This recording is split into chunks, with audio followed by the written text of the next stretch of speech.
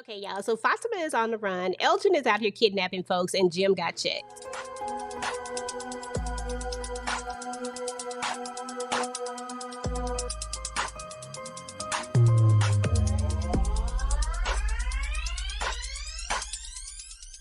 What is up, y'all? What is up? It is your girl EJ back with another From Quick Thoughts, y'all. And this episode was very interesting. There were some answers that came to light. There was some things that went down. There was some things that happened. There were some things that were connecting. And we're going to talk about some of those things. So first and foremost, we already know that Fatima unalived Tilly and Boyd has to get her out of there. I really feel like Boyd is at this point where he doesn't want a repeat of what happened with his wife. So he really feels like he needs to protect Fatima, and he also feels like he needs to protect his son as well. He want to protect his son from Fatima, but he knows that his son is not really going to go anywhere. So he has to do what he has to do. Now, Jade, Jim, Tabitha, they're all going to return. Jade's going to end up meeting Henry. And y'all, I feel like Henry is definitely a alky, like for real. But but it's apparent. I mean, at the end of the day, you know, he lost his family and he didn't know what happened to them. All of a sudden, his son is back in his life. He's in this weird place.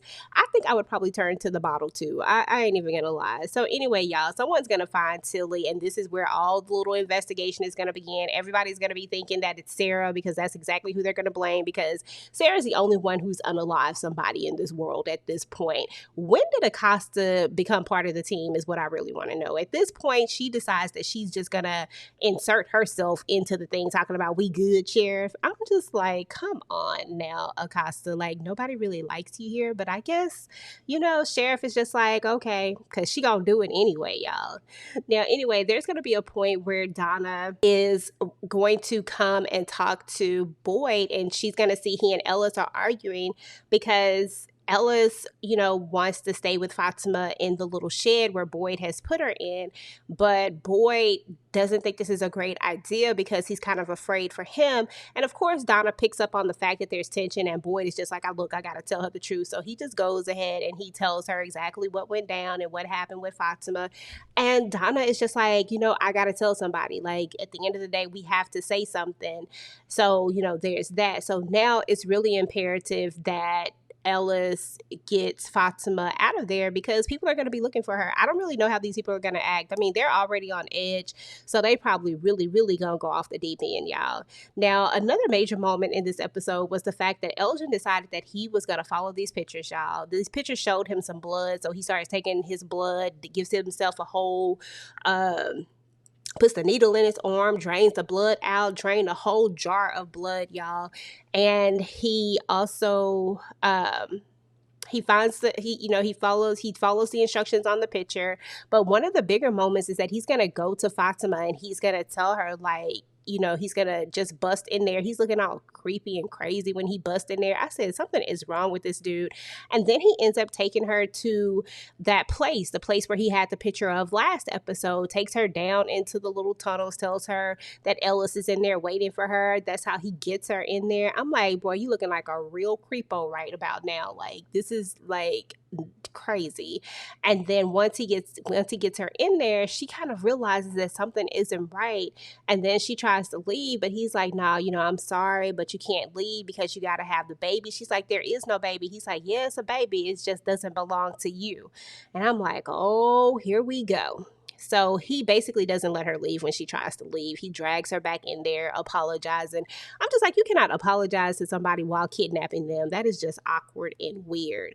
Y'all, why did Jade get a little visit from Jim, and then Jade had to check Jim about his wife? He like, look, your chick chose me.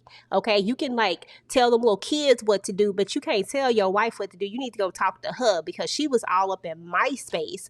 I was in here minding my business, counting these numbers in this doggone bottle, and your chick came up here bothering me. So I'm gonna need you to handle that and talk to her. Don't come over here talking to me, okay? So I love that part right there because somebody needs to check Jim, because Jim just does absolutely too much. What he needs to be doing is trying to hang out with them kids, because once again, he left Julie and Ethan again. As soon as he came in, he didn't even speak to Julie. You've been gone for days out there getting food and stuff. Julie come in the door. You don't even speak to her. You just kind of walk past her on your mission to go and try to tell Jade what you think you think you finna go in there and tell him what it is and what it ain't. But I'm just like, Jim, do something else. Like, because this isn't it. So anyway, Henry ends up having to give Jim some advice, and it was simply just listen. Like, that's what you need to do, is listen. Sarah had came and got Tabitha because Victor was having a whole moment, y'all. But when it was all said and done, Tabitha was able to kind of calm him down, and they were able to try to get him and walk him through what was happening. And this is when we found out even more information, y'all. We found out what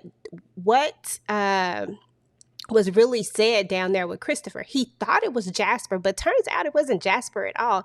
Turns out it was the boy in white, and the boy in white had a message for Christopher. He was spilling all the secrets. So basically what he told him is that it all started at the beginning, like it all started with the children, right? He said that the people that loved them, the people that they were supposed to be able to trust, basically turned on them, that, they were born in dark and then they were murdered in the dark. But someone who actually loved them told them a story. It gave them hope. So when they were laid on those stones that we've seen them laying on, all this time, they basically poured all their hope into the roots. This made the symbols that made the trees, those faraway trees that when you jump inside of them, they take you somewhere else.